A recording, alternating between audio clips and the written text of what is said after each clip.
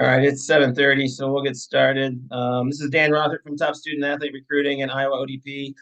I'm excited to present tonight, have a panel of college coaches to answer your questions about the college recruiting scene. We've had a couple of previous webinars just about college recruiting in general and then making some highlight videos and those types of things. And we'll continue that series.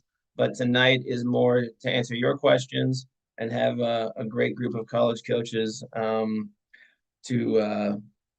to answer those. And I'll kind of moderate it. So what I suggest in the question and answer or the chat, you can type in your questions. I will kick them out to the coaches. They can see them as well. And then we'll go around. They'll answer them, fill in the gaps, answer other questions as we go on and things like that. But this is really your time to answer questions that you might have about the college recruiting process for men's and women's soccer, any level. We have coaches. These guys all have experiences, all different levels. And so as I introduce them, feel free to start typing your questions in the Q&A or the chat, and we'll go from there. I don't know how it shows up on your screen, but Jim Conlon is he's a coach at Washington University in St. Louis, Division III Power. They just finished national runners up this year. They've won a national title under his belt. He was also the coach at Grand Valley State, Division II school, where they won a national championship. He's been at Wartburg in Iowa, so has some Iowa roots, and at Loras, and excited to have him. So he's been at Division III and Division II, super high level Division III, super high level Division II on the women's side. And then he coached at Wartburg on the men's and women's side. So he's seen it all, and he was a great resource.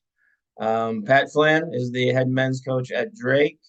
Pat was also at University of Chicago, high powered Division III school, and the Loyola University of Chicago. So he's been at Division I. He's the only Division I school. Drake is the only Division I school in Iowa with men's soccer. So he's a great resource in that regards as well. But he's been at all the levels as well. And Radel Fierro Perez. Radel is at University of Tulsa, assistant coach there, and an Iowa ODP alumni, and from Iowa originally. So a great resource as well, and has lived this situation. So we'll get started. I don't see any questions in the room yet. So, honestly, please answer. This is a chance for you to ask questions. I have some, prepared a little bit if people don't put them in, but as they come in, I'll start kicking them out to coaches to answer. But guys, I'll start with this one, and maybe I'll start with you, Pat. You know, what is the best way for a recruit to reach out to you? What would you prefer? What's your preferred method?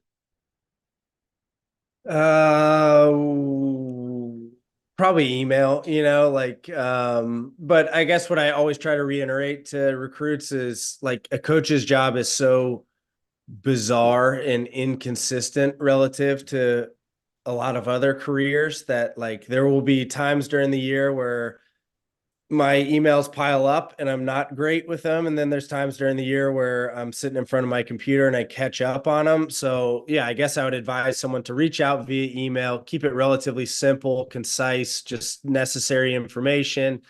If you don't get a response, I think a week later, 10 days, just a follow up. And my perception when I get that follow up is never like, ugh, get off my back with the emails. It's generally like, oh man, I owe this kid a response.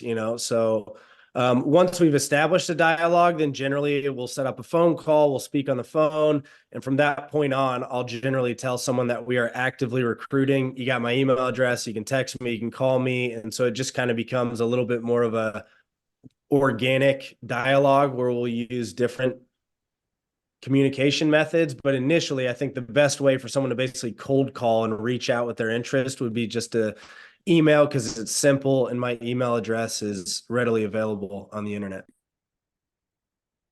Yeah, I think you hit that on the head. It's such a weird job compared to most other jobs, right? Like you're on the field, you're in the weight room, you're doing administrative duties, to get the team ready for a trip or recruiting duties for, a current year, and maybe, kids are recruiting out, a couple years out, they're reaching out to you and you're not ready for that cycle yet, to start reaching out to people. So I think that's a big part. How many emails do you think you get on a given week? Or, I mean, it probably changes on it depending on the time of year and what's going on, but what do you think?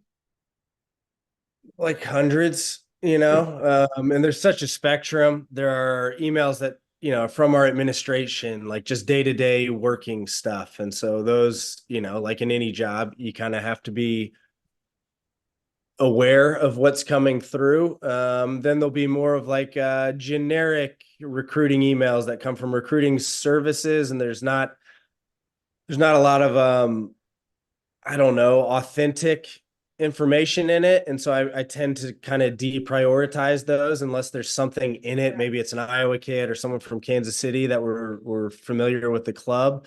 And then there's what I find to be the most effective emails are just a young man, I'm on the men's side, reaching out why they're interested in Drake, the most relevant information, what grade they're in, where they play club, a little bit of academic background, and then a link to a highlight film. And that's generally all it really takes to initiate the dialogue.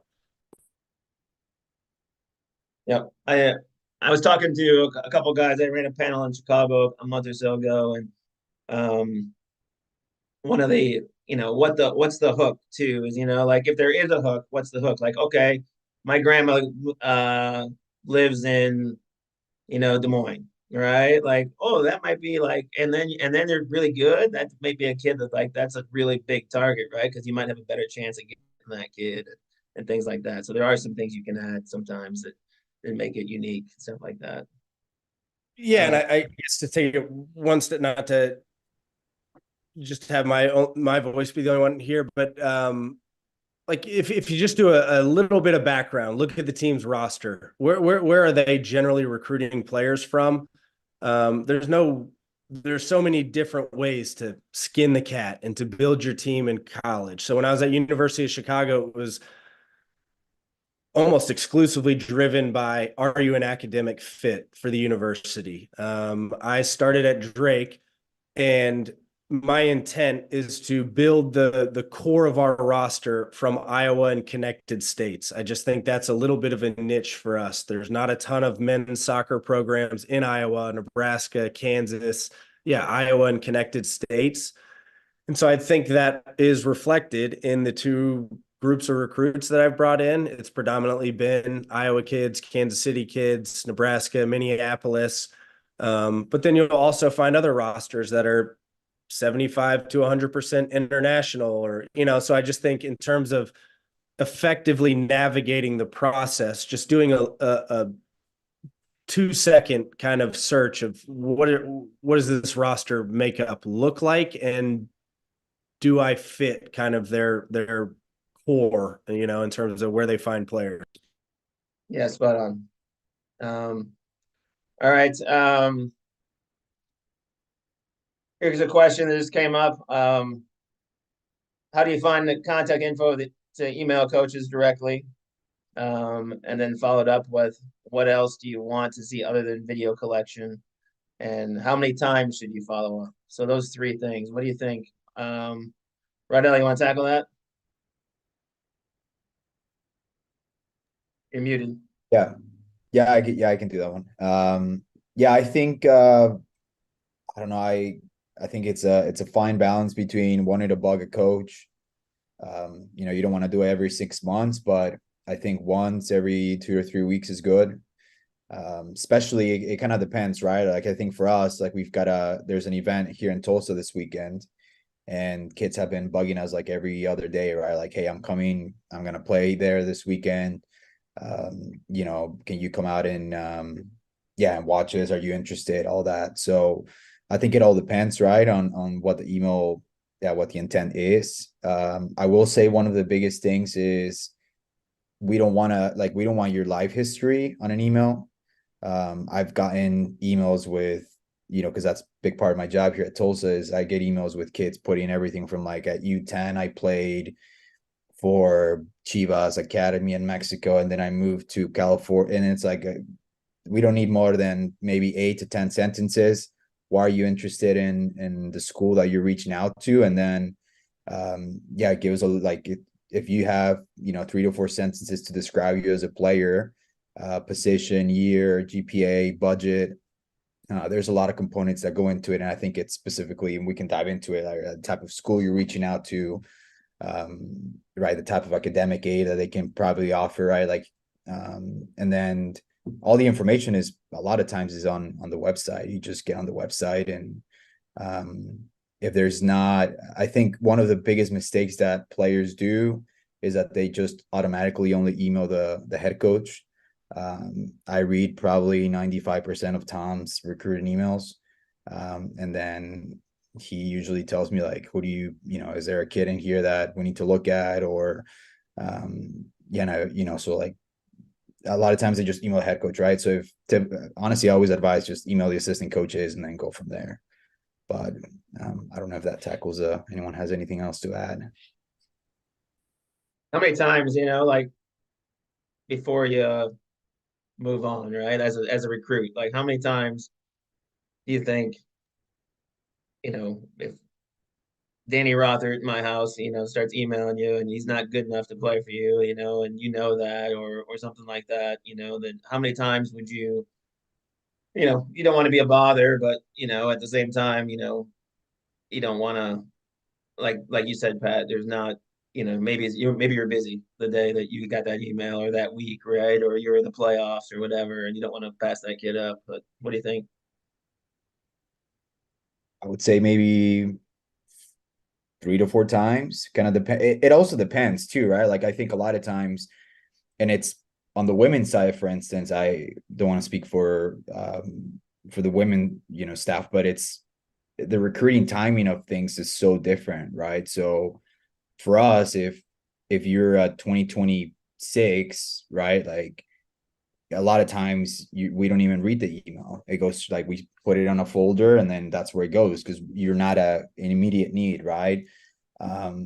So it just kind of, I think it just depends, but 3 to 4 times I think is usually a good time. And if you get a response, or if you notice that Tulsa showed up to your field and they watched you play and you emailed us twice and we didn't respond, then maybe at that point, it's best for you to move on. But I would say 3 to 4 times is pretty good. I don't know. It's good. Yeah, I think if they've seen you play, or you were at an event, they were there, and you didn't get responses, and you talked to them, you tried to get a hold of them 3 or 4 times, and maybe it's time to move on. But getting an analysis too, somebody that knows, that's neutral, that that, hey, you can play at a good level, and it can't be, it's hard to have your club coach, and we'll talk about that in a little bit, and your high school coach, depending on their level of understanding of the levels.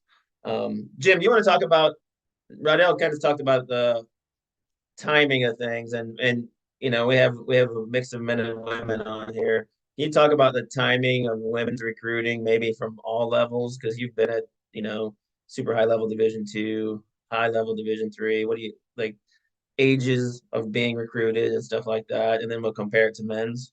Yeah, I'll try and tackle this by actually starting back with Pat's questions on, and Pat hit it on the head. Start with an email.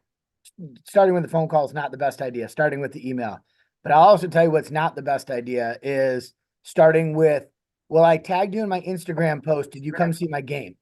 And that is becoming very real. Or I texted you a video to look at a 4-inch monitor on your phone compared to a 12-inch monitor on your computer, which might be hooked up to a 20-inch monitor in the office, is very different. So you have to understand what you're selling to yourself. I think the other thing you have to understand is what year you are. You need to have your name and graduation year and probably jersey number in the subject of your email, because as Rodell, alluded to, not only will it might not be a priority for a program to respond to that, it might be illegal, especially on the women's side, where 8th grade freshman year, if you're thinking about going like legitimate big time, that's where you at least got to get on the list. We've got a young lady here in St. Louis that is bypassing college and signed her direct pro contract with KC Current as of last month. We have another young lady who has now been guaranteed here in St. Louis, not at WashU, a double the average salary in the NWSL with her NIL deal to stay at her school for the next 4 years. So if you're in that pool, you need to be on this freshman sophomore year, or excuse me, 8th grade freshman year. Sophomore year, you're probably getting a lot of the D1s to be making their final evaluations. Let me rephrase that when I say the term D1, a major program that's looking to call someone on June 15th directly after their sophomore year. Then you'll get your mid-majors, your high-level D2s to probably come in there summer before the junior year, first semester of the junior year. Your high-level D3s are probably going to start being the head evaluations junior year. And as Pat alluded to, we're a high academic school, so we can't do anything without 5th semester grades. All right, if I go back and put my, Wartburg Aloris hat on, we've got rolling admissions. So we have a little bit more flexibility that I don't need to offer someone a spot at Christmas of their junior year. We can stretch that out a little bit longer. And then as far as when to stop emailing, always be persistent, but you never know if something changes. I give a young lady credit for us this year. She ironically emailed the 3rd week of October. We had already told her in August, because she had a D1 offer on the table, we're already full at that spot. Like, I'm not here to over recruit. Well, someone decommitted 8 days before that to us, and she decided not to sign her D1 offer. And so she did get a spot for us. She might have gotten no, but at least advocate for yourself and make them tell you, no, we're not interested, because you never know if something changes. But the timeline on the women, it's early. And I'm not saying that's a good thing. I'm just telling you the truth of what it is. Yeah. I mean, I think the top, and I still have, and I wouldn't freak out. I mean, if you're on here and you're a junior, there's still time. And I just had a senior that signed a Division II commitment yesterday, right? Like, she was late. She didn't know what she wanted. She was kind of not good at the process, and we were able to land her at some place, a great opportunity. But things had to kind of fall into place. There had to be a roster spot. They had to need a player like her position. Academically, she wanted nursing, right? Like, there's all these different pieces that had to fall into place. So, you're playing with a lot of different priorities that people are looking at. Pat, how about the men's side? Can you give a little rundown on timelines based on ages, a little bit on that? Yeah, I mean, it's certainly like case by case. Jim alluded to high majors are always going to move earlier because they just are getting their pick of the litter of the most elite players. I think generally the perception is Division I would move faster than Division III, for example. But from my own personal experience, my timeline at the University of Chicago was actually more accelerated than it is here at Drake, just because there were hard and firm deadlines in terms of applications. And just beyond that, like, most kids that were seeking Ivy League or UAA or top 20 type academic experiences are just more prepared to make a decision earlier, it just seems like, because they know what they're looking for, and once they find it, like, they're ready to make that decision. It's a relatively finite pool of players that have the level that you're looking for and also the necessary academics. At Drake, we are a mid-major Division I. On the men's side, I almost find it more advantageous to delay as much as possible. Just with the influx of internationals into the Division I game, the transfer portal, all of these things, I've just found some of the best guys that I've been able to recruit, whether it was at Loyola or Drake, at a mid-major level, kind of like slip between the cracks. And if we move really fast with all of our scholarship money, if we fill our roster up going into the fall of what would be a kid's senior year, then there is inevitably a player or two that kind of would be a fit. But if you just haven't left space scholarship wise, roster wise, then you're kind of boxed in and you have to pass on a player that would be a great fit for your program.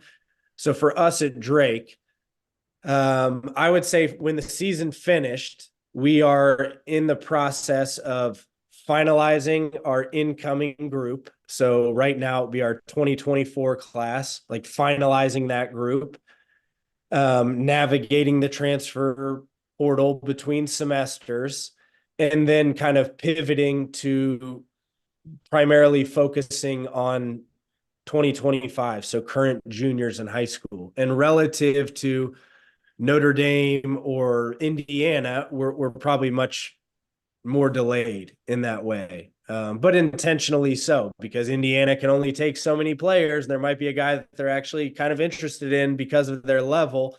It doesn't work out there. They wouldn't have jumped on a Drake offer going into their junior year.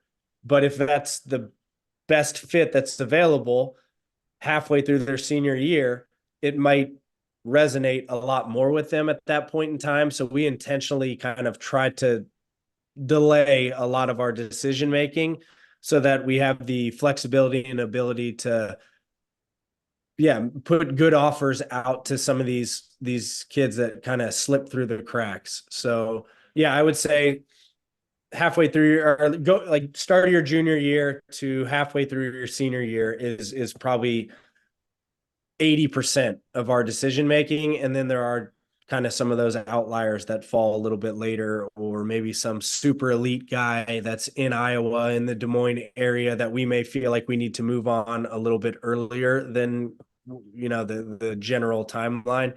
But the bulk of it would be start of your junior year to halfway through your senior year. Right. I'm not seeing, tell me if I'm wrong. I don't see, I work with men and women, right? I got a couple guys that get calls on June 15th, maybe top 1% guys, right? But on the women's side, it's a lot more common. It's still top maybe 10% on the women's side, but would you say that it's a lot? Would you agree with that, Pat and Rodell? Like, on the men's side, June 15th is a little bit of a rarity, especially now with the transfer portal. Yes. Like we share an office with the women's staff at Drake and we get along with them really well. June 15th is like a big day for them. And I show up to work and realize it's June 15th. Like it's just not a huge deal to me. Honestly, I think the 2 June 15ths I've been at Drake, I've probably made 3 phone calls on those days. And all 6 of those guys, if I've made 6 of those calls, have just been Iowa players that I just almost want to acknowledge that, hey man, we're aware of you. We think you're a great player. My name's Pat, like that's basically as far as it goes at that. No, I love it. And I think that's a myth that's out there, right? Like I get all these kids like it's June 15th, what do I do? Right. And I'm like, nothing. Right. You're either getting called or you're not, right? But like don't worry if you're not getting called June 15th, right? Like I think we can all agree with that. And even on the women's side, like there are opportunities out there. And you're gonna see a lot of kids that just don't get the call on June 15th and don't worry about it. You're going to get calls. You're going to find opportunities that fit your needs. It's just, find the right fit for you academically, athletically, financially, and then obviously, how does that fit with you as a player, right? And the coaching staff and everything like that. So, right now, what do you think about social media? I know, you mentioned it briefly, like, do you think social media helps recruiting or not? What do you think? I think it hurts it. At least on the men's side, I'm huge on social media as from a personal standpoint. I'm 26 years old. I kind of grew up with it. But the amount of stuff that I see on social media that kind of turns me off. One, I know parents run kids' social media accounts, like can't be in 8th grade and be typing some of the stuff that you're typing. Like it just doesn't make sense. It's too well put together. I see and again, I think everyone's got their own opinions, but I'm not a fan of it. I think some kids overdo it. I think some kids I think if you guys think that if we post, that we're going to a showcase and 100 kids drop on our comments like, here's my schedule. Like, if you think by any means like anybody's gonna look at that, um at least on our end, I don't think it helps. I like I said, I think it hurts in some cases. Jim, what do you think?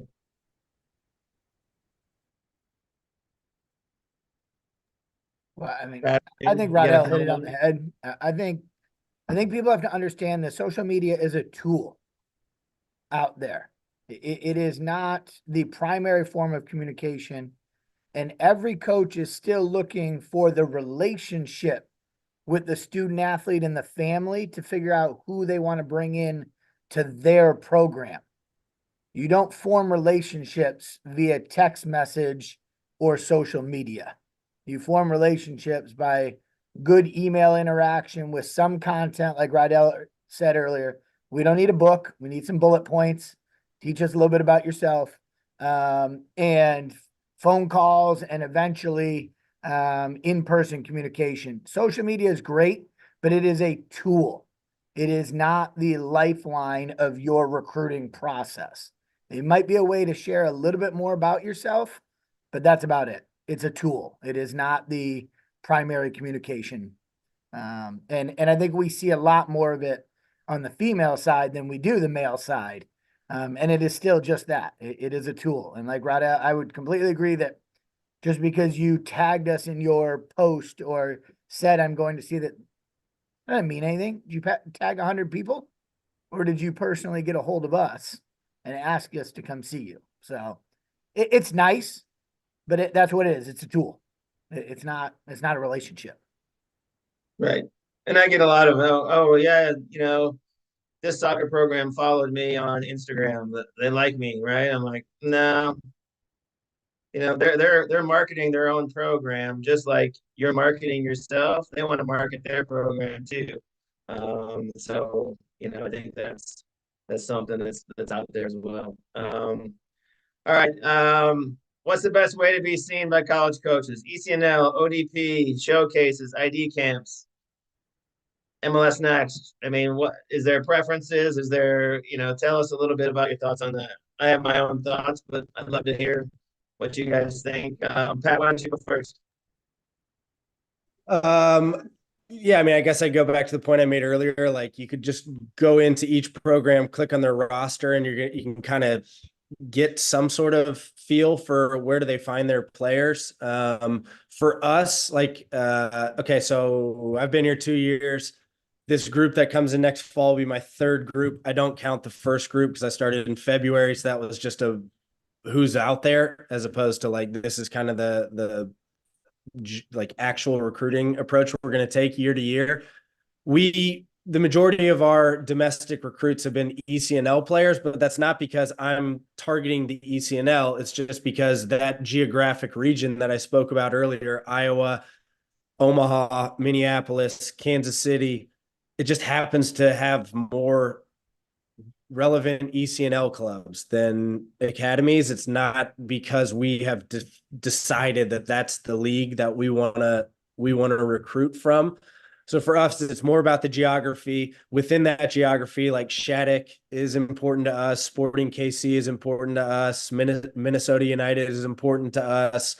So again, I'll just keep going back to, we feel like within that geography, due to the lack of men's soccer options, we can be successful in recruiting. And it just happens to be that there are more ECNL clubs represented than academies.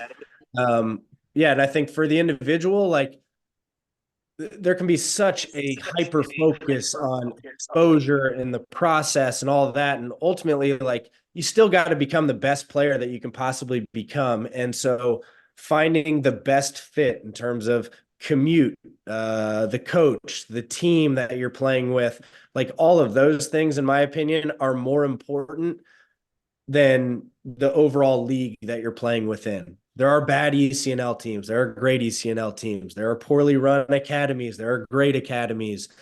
Within a club, one age group is great. The next age group is weak.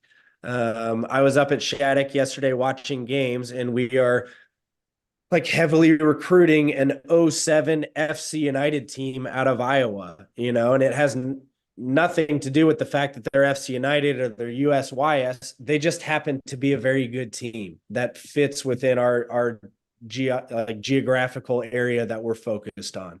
So yeah, I guess I didn't give you like a specific answer, but I think sometimes people can get a little too wrapped up in that and they lose sight of the most important thing: play for the best team that has a reasonable commute, that has a coach that you believe in, that believes in you. And I think if you do all of those things, you're probably going to develop and become the best player that you can become, which ultimately is more important than what team are you on. Jim, what do you think on that topic on the women's side? Yeah, I mean, my first thought when you were listing off all the different platforms, the answer is D, all of the above.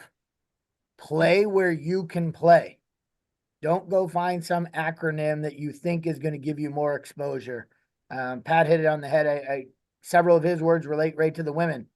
Find the team that you can best be the best version of yourself. There's good players in all platforms. You just need to find what's best for you. And then there's a story behind everything. To use my little knowledge of Iowa, someone from Dubuque driving to Des Moines is quite the undertaking. To do that 5 days a week is hard. Whereas like in St. Louis, everything's about 30 minutes away from ourselves. So really finding what you want. And if I could be so bold to flip the question a little bit of what platform are you going to be seen at? What are you doing to see the colleges to understand your level? Whether it's a quick ESPN3 subscription or a lot of websites that are free, or in the state of Iowa, you've got dozens of colleges to go see. Get out and go see them and do an honest evaluation of yourself and say, can I play at that level? All right. And would I fit in on that team and be happy? Make a decision for the experience, not a decision for the post. All right. I can get into that way more detailed if we want it later. But, I think a lot of times people are still wanting to be seen as opposed to doing their homework as to what is good for me. You should be doing the same amount of work at researching schools as doing research on yourself.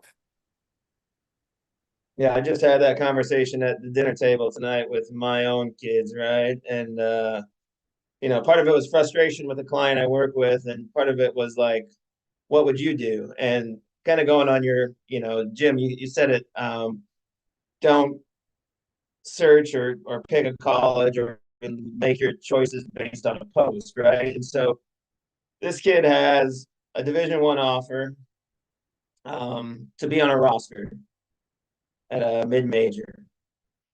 All right, he got a merit scholarship at a private school. He got a merit scholarship of $20,000, so he's gonna pay about 40 some out of pocket to go be on a roster, be the 31st guy on the roster. He's the last guy they're picking up, right?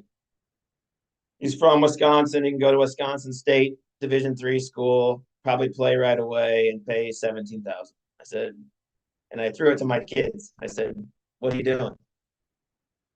Now, I should preface that my kids are 17, 14, and 12 and don't have cell phones. But I think that they're all like, "Whoa, that's interesting, Dad." Right? And I said, "It's not about the ego, right? Let's find the right fit, and financial fit's part of it." Talk briefly about what your sentence there, Jim. Don't don't worry about the post, and you said that. I thought that was really good. Yeah, and I guess I'll back up a preface. The one part Dan didn't do in my introduction is I have a daughter who is a current college freshman who absolutely did this whole process, very recently. So I think I understand this from the father point of view as well as the coach point of view.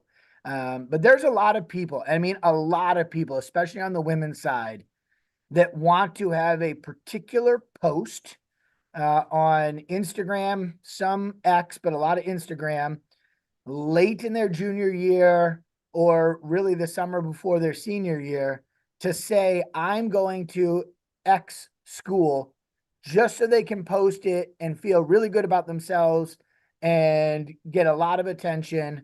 And a lot of times we see the parents walking around very proud at the club events, but that's a moment in time. That's not an experience. And then a lot of those same people you're seeing in the transfer portal 6 months later. And that's not a great experience. None of us should want our children to have to do this search twice in less than 12 months. And so really doing that research to find the right place, not just, I'm going to post this because it's going to look really cool. All right. Using very much an Iowa thing. There is only one Caitlin Clark. If she posts she's going to University of Iowa, good for her, but you need to make sure that it's the right experience for you, not just the post. And there's a lot of that. And if you look a lot of what they're actually writing, I'm committing to Division I school X. When did we have to start denoting what division someone is in? They're clearly trying to promote themselves and feel good about themselves about a post when human relationships are going to be more valuable to someone's long-term mental health than a short-term post. But we are seeing it a lot, which is why between November 1st and December 15th, there was a little over 1,800 women in the women's soccer transfer portal in that month alone in 6-week period, if we want facts. Jim, and I think I'll add a little bit to that, and I think Rothrick kind of briefly touched on it earlier, but it's also it's part of the kids as well and the parents. But let's be honest as well, there's clubs out there that literally pose like, this class has 15 kids going Division I, and then then in Division IIIs, or like they're listing the schools and it's always like the Division Is first. And I think it's a big part of it is as well as like, I think it's the clubs, right? Because they're trying to run their business, they're trying to promote like, oh, well, this club sent 15 girls to Division I schools, like, oh, I want to go play for that club, dad. And then dad gets her in the club, and then to your point, they fall in that trap of like, well, this wasn't what it was, or you end up at the wrong school for the wrong reasons. But I think ultimately we forget that it doesn't matter where you play. I played at Loras. I had an amazing experience. I believe I'm the person that I am because of my experience at Loras, playing, working, doing all different things. And people ask me, like some of the guys at Tulsa, and I'm very fortunate to be here. I don't take that for granted. They always ask me like, what was it to be a Division III student athlete? And I was like, honestly, like, I see what you guys go through on a daily basis, and I saw what I went through at Loras. I would still pick Loras over what some of our guys go through here. And again, everyone wants different things, but I think there's a home for everybody. If things are done the right way, with you take the time to dive into some of the details of the process.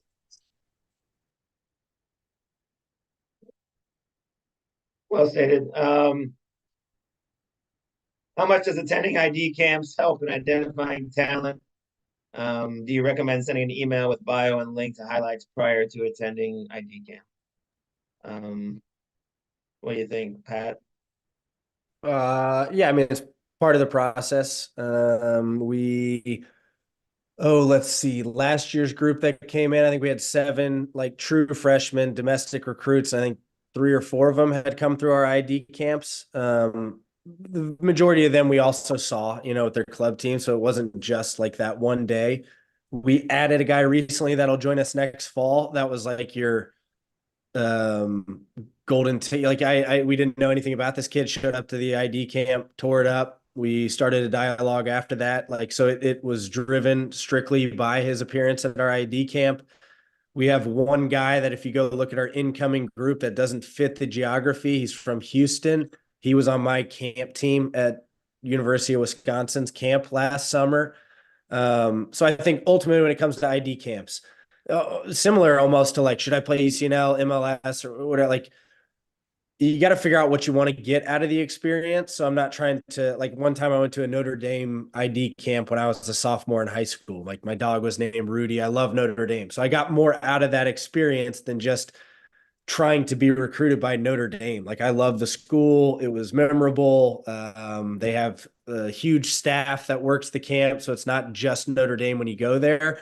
But I would say, like, if your target market realistically is kind of a mid-major, an elite Division III, then maybe you're being wasteful if you go to 4 ID camps and it's Indiana, Akron, UCLA, and, Clemson. Like, so I think if ultimately you want to get recruited out of the ID camp, having a pre-existing dialogue maybe with the staff would be something that is important. And then, yeah, the other, I guess, question you asked, should you, yeah, I don't think it hurts to proactively reach out prior to a camp. I think timing that is helpful. If it's the day before the camp, like, I'm sorting pennies and making sure the trainer is going to show up and doing that type of stuff. So I think ID camps, they have a place. It is an oversaturated market. You can be wasteful with your finances and your time if you're not strategic with your approach to it. But it's not a lie to say that there are actual recruiting stories that either originated or culminated at an ID camp. No, I think that's spot on. One of the things I do with my clients that I work with is I have like a return on investment camp worksheet, right? So fill it out. What's your budget? What's your family's budget for this thing? Because you could spend a lot of money, right? Time, energy, money based on what you're getting into, and is it the right fit opportunities, or is that, some of the coaches make these emails look really real and they're not, I know that kid's not good enough to play at that school or something like that, right? But I can tell them, hey, this is where they're at. But I think that's exactly right. You got to have a targeted approach if you are going to do it, and a pre-existing dialogue or trying to start a dialogue before the camp to see if there is, do they need a right back next year? Do they need this? Is it too late in the process? I'm a senior. I'm just trying to go and see if I can get on this team and stuff like that. So I think there's a lot of things with that play out. So I think that's spot on. How important is full game video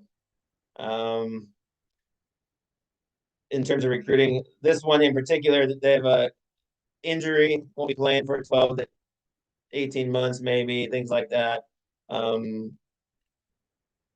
That may be part of it, but full game video in general, is that something that you guys look at? Or Rod, you sift through a lot of the video. You're the guy, the filter at Tulsa. What do you think? Yeah, I think we need to touch base a little bit on your highlight video first. I will say I actually have a couple like highlight videos saved on my computer from kids from my 4 years here at Tulsa that I'm like, this is spot on what people. So a lot of times people ask me like, okay, what do you put on an email or on a video? And I'm like, these are 4 great examples that I think everybody should have. But in terms of full game, I think the way it works, right? We get those, from Friday to today. I just checked my email. I've got 56 emails. A lot of those are kids that want to come to Tulsa. So I'll go through them. If there's a kid, again, to touch base on what Pat and everyone else, is it within the region? Are we going to the event? Is it a club that maybe we know somebody or we have a kid from that club? So maybe I click on that email. If it seems interesting, I'll watch the highlight video. And if we really like the highlight video, we ask for a full game. I mean, that's typically the way it works out. But if you're a domestic player, at least I think everyone probably we want to watch you live. Just because there's a lot of things that you don't see and even in a full game that you don't see in person. It has your body language, has your how do you deal with adversity, how good is your team, or how do you fit in what they're doing, right? So there's a lot of things that you don't see, that you can't really judge in a full game. But if you're from California and we're not going to California to recruit, send us a full game, and if there's something there that we might need or we're interested, we might make the trip to California to watch you play. Yeah, no, I think on the injury standpoint, get healthy, get ready to play, and depending on your timing, as long as you're not a senior, there's still opportunities out there, and you'll find them. So I don't think that that's a huge issue, and that you have to rush the process for the injury, get through the injury and bounce back, and then show the coaches you're ready and you can play again, and you put yourself in a good spot. What about I add one little point game? We're coming up on 45 minutes, and I don't want to stay too much longer. Sorry, man. I'll keep it real brief. Yeah, I would say with full game video, I try to be sneaky with it, like Modular 11, Y Scout. I'll have buddies that work at clubs, and I'll have their VEO. Like, try to put your best foot forward all the time. So I try to utilize full game video to try and get my hands on video of somebody that we are recruiting, and they're unaware that we're actually going to evaluate that game, if that makes sense. So yeah, like, always trying to put your best foot forward, even if nobody's on the sidelines at the game, like, just because things are so much more readily available through VEO and all those services than they traditionally are. There are certainly times when I've seen a kid and I've loved him, but he knew everybody was watching him. And then as I kind of just stay on him and try to do my due diligence, I'll find a game film or two where he doesn't even look like the same level of competitor person. And we kind of move away from him because we were able to watch him when they didn't think they were being watched. I love that. It's good. It's good. Sneaky. I like it. One question just popped up, so I'll pull that up. When writing emails to coaches, do you think you should include your weaknesses, include in addition to your strengths, or does it really matter? What do you think? No. No. Right? Like a job interview. I mean, if someone asks about a weakness, you got to have an answer for it. But don't tell me you're a 6'3" goalkeeper and you're 5'9", but I don't think a kid is obligated to reach out and say, like, I melt down under pressure or something like that. Love it. There's a question here about what to put in a highlight video, but I did a whole video on that. So I will send that out to the ODP folks. I sent out previously, but I'll send that out again. So we don't need to get into that, because I did it by position and everything's a little different. One thing I will say is, like, you're a center back, you better show one in the air, right? Or you're a goalkeeper cutting out across, and not just shot stop and things like that. But I'll send that out to people. It's 8:18. Unless other questions pop up, let's kind of go around and get a few last words. We'll start. Jim, we'll start with you. Yeah, I kind of summarize. Let's start back at the beginning. We talk about the process, and you hear that word process a lot. It truly is a process. And I'll try and give a couple examples about that. But at the end of the day, you should still be choosing the best institution that you can thrive at academically, regardless of the academic rank of that institution. You're trying to go to college to better yourself for later in life. So pick that entity. We talk about camps. Don't go to camps just because someone invited you. Go to camps for one of two reasons. And this is where the process is. Either you have a relationship with that coach and you want to get to know their program even better. Go judge them the way they're running their camp, or go make a name for yourself. We had an Iowa young lady literally showed up the day before camp, and I was like, sure, come. Thankfully, because she showed well, 2 goals in the Elite 8 to get us to the Final Four this year. Glad she showed up. All right. The other part is that process. We're talking about film. I personally try and tell people, start with a 2-minute highlight film. If we ask for more, now go to a 4 to 6 minute highlight film, or make a YouTube station, or go through Dan and have, a website where you can add some. The full game film is later, and understand when you're healthy. I know someone asked about being healthy. It's okay to be hurt. All right. The reason I ended up at Loris is I broke my femur my senior year and had to change my whole switch. Find the right place for you to thrive as a human being and make the soccer work to that. That's why you all have a great resource in Dan to help you get where you want to go with very realistic information. So trust the process. I know people don't like that word, but there is a process to certain things. It's not quick. It takes a lot of work. Lydell, you want to go next? Yeah, no, I think yeah, there's been a lot of really good things mentioned in this conversation, but I think one of the things that maybe we didn't touch base on a lot is um it's like the relationships that we have with clubs, agencies, and yeah, like when we need, for instance, like for 2025, like we know our needs as a program, right? So when we start the process again, we talk about the process when we start the recruiting process on our end, the first thing we always do is we don't go to our email and hope for somebody from small town email us saying come see us. Like we reach out to the people that we know, domestic, internationally, and we say like, hey, we're looking for a center back, we have money available, or we're looking for a striker. And then typically you get responses like, yeah, I have a couple guys, here's our highlight video, right? And if we're interested, we move on. I think that those are some of the things that a lot of college coaches rely on a lot. Just one brief thing that I think is really important, because you have a lot of different levels and coaches here that have been at different places that represent different parts of the NCAA, is that coaches talk.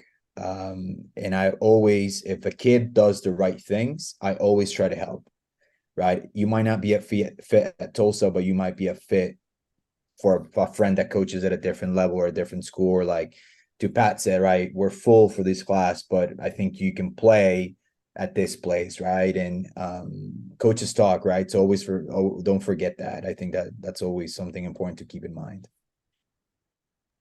Yeah, I think you hit it, like, and that's one thing I do, right? Is, I'm calling coaches and, friends with a lot of coaches, and I'll say, hey, I got this kid. I'm not going to bark up the wrong tree. I'm not going to try to bark up a tree a kid can't play at, or isn't the right academic fit, or those types of things. But I think that's, I think getting those trusts, is a huge part of it. Because, yeah, I mean, as we know, I mean, we're in coaching because we want to, the recruiting parts. I don't think any of us sit here and say like recruiting is our favorite part, right? Like, favorite part is coaching soccer, winning some soccer games, right? Recruiting's it's a necessary part of that. But I think, the coaches, in the room would say, hey, I want to be game day is my favorite day, right? Like that's the real deal. And so, if they can get there faster because they have a connection to somebody, that could help them elevate their program faster, get the right kids on the bus, that's going to help. Um, Pat, go ahead. Yeah, recruiting, the whole process is, it's not about instant gratification. It's kind of like fishing, like, and ultimately if you catch something really nice, like, you're not going to talk about the hours that you spent accomplishing nothing. Like my own recruiting story, I grew up in the Atlanta area. I was pretty good, but I wasn't Clemson good. And there's like limited options down there. I ended up at Duquesne University, which is in Pittsburgh, Pennsylvania. And it was because we played in an event and one of the opposing teams was coached by the Duquesne assistant. So it had nothing to do with like what I thought my plan was or anything. But if I wasn't ready to go that day, if I wasn't fit, if I didn't play well, if I wasn't, like, that opportunity wouldn't have come to fruition. So you just got to keep knocking on doors. There's a lot more disappointment than gratification for the vast majority of people that aspire to play in college. And ultimately, if you find the right fit at the end of the process, you've been successful, and I think it is great preparation for the rest of your adult life that is filled with grind and, not instant gratification and failing and getting back up and failing and getting back up and then finally getting there, So, and ultimately coaches they're trying to do their best. They're trying to build the best team they can.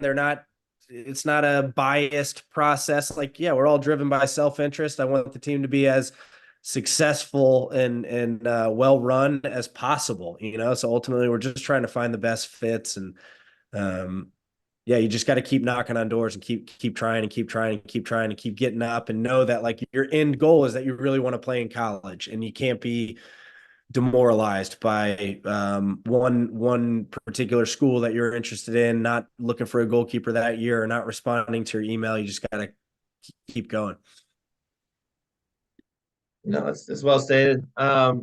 I mean, we could go on and on. There's tons of topics we could get into, and we could do this all night, for sure. But if you have questions in particular, you can feel free to reach out to me directly. Like I said, that's what my job is. My daily job is I see myself as both a project manager, helping you pick the right things to do and doing the right thing to get you in front of these coaches and communicate well, and then also, to relay the right information to these coaches as kind of an agent, right? So it's and I love helping ODP kids, and um, I'm an Iowa guy. I live in Iowa. I want to see Iowa ODP kids, be successful. So thanks to these guys for their time. They've given up an hour of their night, and I appreciate that. And I know everyone on this will as well. But if there's questions, and I'll send a follow up, with some questions. I'll send or with my contact information, also the information about the how to make a highlight video type video that someone asked about, recording to this, things like that, so you can have access to it. So thanks, coaches, appreciate it. It was great for us, and people are hearing it from the mouths of the people who are actually on the streets doing it. So thank you so much. Thank you. See you guys. Thank you. Yeah. Hey guys. Thanks.